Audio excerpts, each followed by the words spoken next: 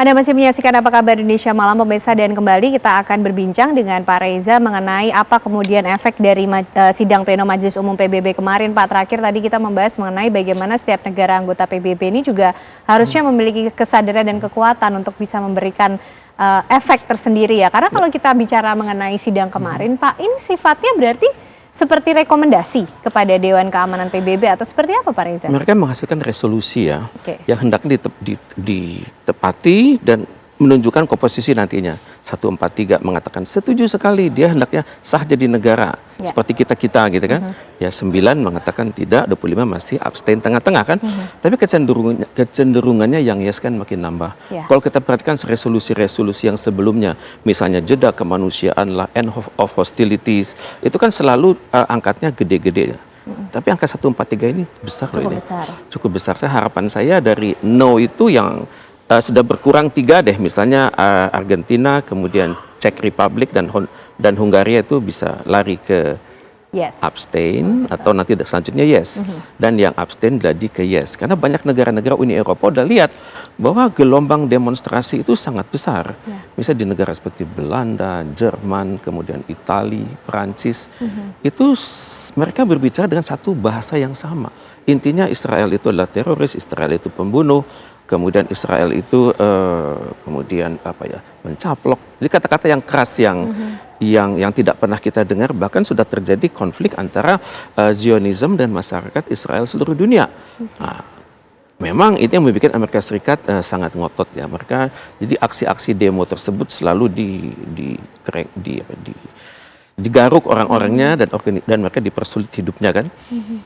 Tapi ini adalah mood dunia begitu kan. Kecenderungan sekarang adalah kepemimpinan Amerika Serikat itu sudah tidak sendiri lagi di dunia.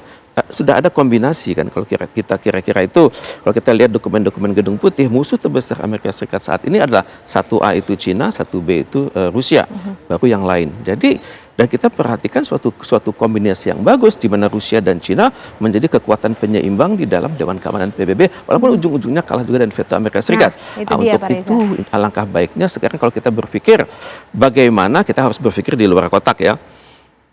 Bagaimana kalau PBB itu dipindah? Bukan dari New York lagi, tapi di tempat lain. Tentunya syarat-syaratnya adalah tempat itu harus disetujui dulu dong oleh ratusan negara tersebut.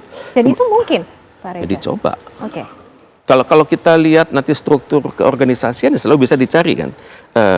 Nggak mungkin, tidak mungkin, itu kan selalu ada berbagai aksi kan. Tapi kalau 143 negara ini kompak, mereka bisa membuat pelan-pelan, nggak langsung pindah kok. Misalnya KTT dibikin berbobot di negara-negara besar tertentu. Sekarang siapa sih yang berminat, yang ingin pindah dari New York ke negara mereka? Mungkin Cina minat, mungkin Rusia minat, mungkin Switzerland juga minat, karena di Switzerland itu kan pusat keuangan dunia. Belanda adalah di situ ada International Court of Justice. Kemudian di Wina juga ada pusat diplomasi multilateral kan.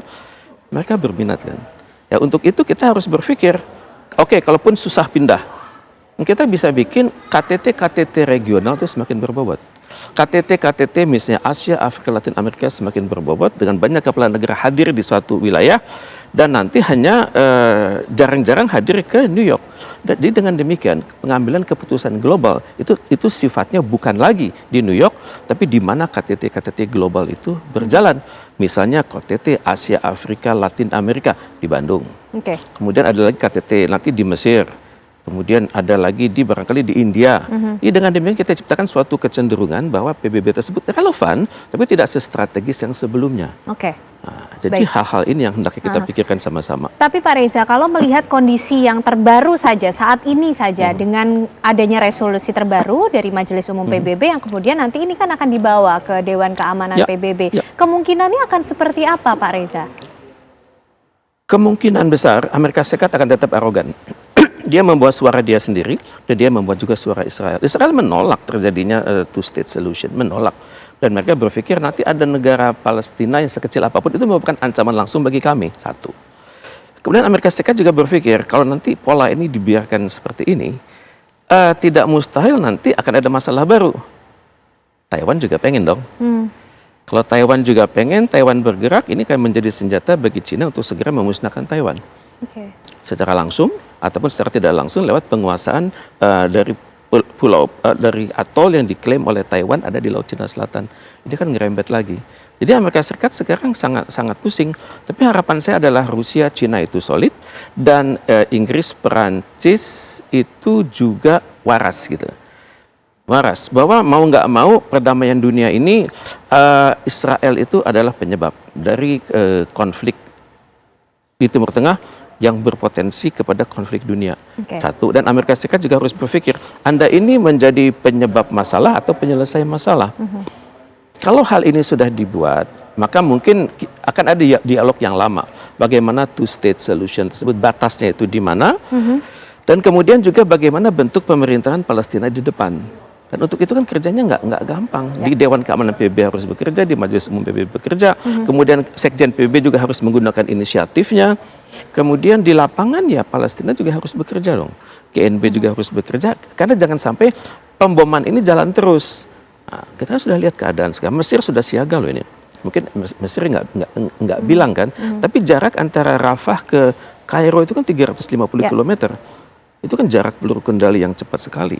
Kemudian intelijen Mesir sudah bekerja sama dengan kelompok-kelompok penduduk asli di Sinai dan sekitarnya agar nanti ada pembagian tugas kalau terjadi sesuatu.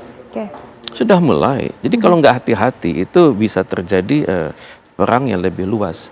Karena seringkali aparatur di pemerintah pusat, aparatur militer di tingkat pusat itu seringkali dikritik juga oleh aparatur militer di tingkat lokal.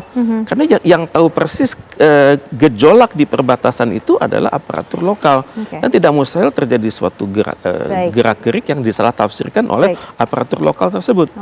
Tapi paling tidak kita saat ini tahu bahwa ternyata pergerakan-pergerakan masyarakat untuk terus mendukung Palestina ini juga memberikan harapan baru ya Pak ya. Terima kasih Pak Tengku Reza Shah, pengamat hubungan internasional sudah bergabung malam hari ini di Apa Kabar Indonesia Malam. Sehat selalu.